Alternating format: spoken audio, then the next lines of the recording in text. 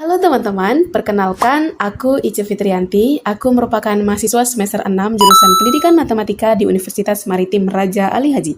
Sebelum sampai di titik ini, aku juga pernah loh berada di bangku sekolah, tepatnya saat duduk di kelas 7 di SMP Negeri 1 Lingga. Di masa itu, aku pernah mengalami nih satu momen saat belajar matematika yang sampai sekarang masih aku ingat. Nah, penasaran gimana ceritanya? Ayo, ayo, ayo, ayo, ayo. Simak video ini sampai habis ya. Nah, pada saat itu, guru menanyakan minuman favorit di kelas. Teman-teman menjawab dong dengan berbagai pilihan seperti teh, susu, jus, dan lain sebagainya. Jawabannya sangat beragam dan jumlahnya cukup banyak loh. Aku mulai merasa bingung. Bagaimana ya cara mengetahui pilihan mana yang paling banyak disukai? Melihat angka-angka seperti itu, terasa sulit untuk dipahami secara langsung. Tenang teman-teman, ternyata dari situlah aku mulai belajar tentang data dalam matematika. Data adalah kumpulan informasi yang didapatkan dari suatu pernyataan atau pertanyaan. Kemudian, data dibedakan menjadi dua. Yang pertama, data kategorik. Data kategorik adalah data yang berbentuk kualitatif. Dan yang kedua, data numerik. Data numerik adalah data yang selalu berbentuk angka. Nah, kalau kita flashback di kelas tadi, kira-kira jawaban dari teman-teman itu termasuk data kategorik atau data numerik ya? Benar, termasuk dalam data kategori karena datanya berbentuk kualitatif. Kita lanjutkan ya, misalnya nih, kita catat jawaban dari teman-teman tadi.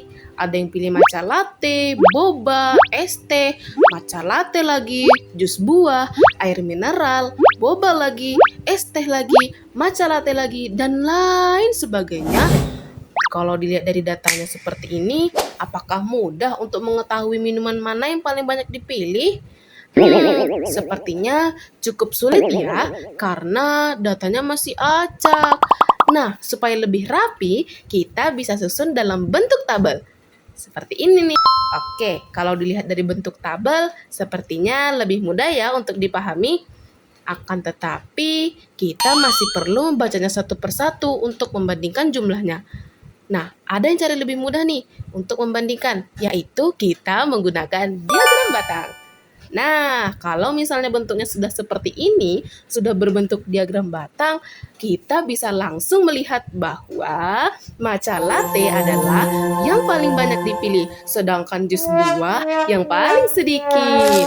Oke, berarti diagram batang ini sangat membantu kita ya untuk membandingkan data dengan lebih cepat dan jelas. Namun, bagaimana ya jika kita ingin mengetahui perbandingan bagian terhadap keseluruhan? Nah, untuk menjawab itu, kita bisa menggunakan diagram lingkaran. Perhatikan bahwa setiap bagian pada diagram lingkaran disebut juring. Jika kita lihat, setiap juring ini membentuk sebuah sudut kan? Karena satu lingkaran penuh memiliki besar sudut 360 derajat, maka setiap bagian juga memiliki sudut tertentu. Supaya lebih paham, kita langsung contoh ya. Misalnya nih, dari 30 siswa tadi, terdapat 8 siswa yang memilih matcha latte. Menurut kalian, berapa besar sudut pada diagram lingkaran untuk matcha latte? Nah, untuk menghitung sudut, kita bisa menggunakan rumus sudut sama dengan bagian dibagi total dikali 360 derajat. Untuk itu, kita hitung bersama ya. Oke, tadi bagiannya berapa? 8. Kemudian totalnya ada 30. Berarti 8 bagi 30 dikali 360 derajat. Ayo, berapa hasilnya? Benar, 96 derajat. Artinya, juring untuk matcha latte memiliki besar sudut adalah 96 derajat.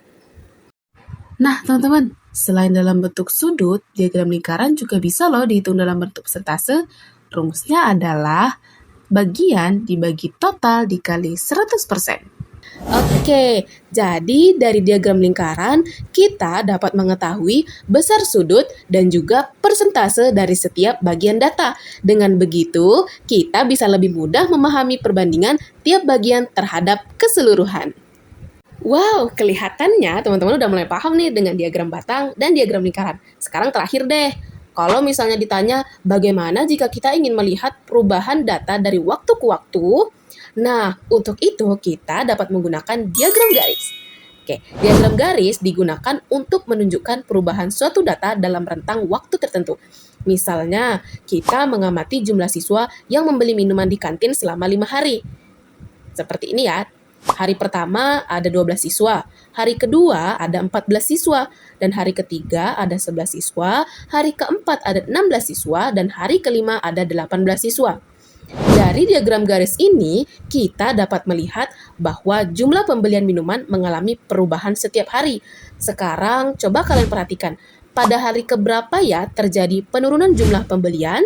Oke, dari diagram garis kita bisa langsung lihat nih, terjadi penurunan pada hari ketiga, yaitu dari 14 siswa menjadi 11 siswa. Kemudian, pada hari keberapa jumlah pembelian paling banyak? Benar, jumlah pembelian paling banyak terjadi pada hari kelima, yaitu sebanyak 18 siswa. Jadi, diagram garis membantu kita melihat perubahan dari waktu ke waktu, baik itu peningkatan maupun penurunan. Sekarang kalian sudah memahami ya berbagai cara menyajikan data, mulai dari menyajikan data dalam bentuk tabel, dalam bentuk diagram batang, diagram lingkaran, dan juga diagram garis. Supaya pemahaman kalian semakin kuat, yuk lanjut ke latihan interaktif. Kalian bisa mengaksesnya dengan memindai barcode yang ada di layar ini, atau klik link yang tersedia ya. Selamat belajar dan tetap semangat. Sampai jumpa di pembelajaran berikutnya. Bye-bye!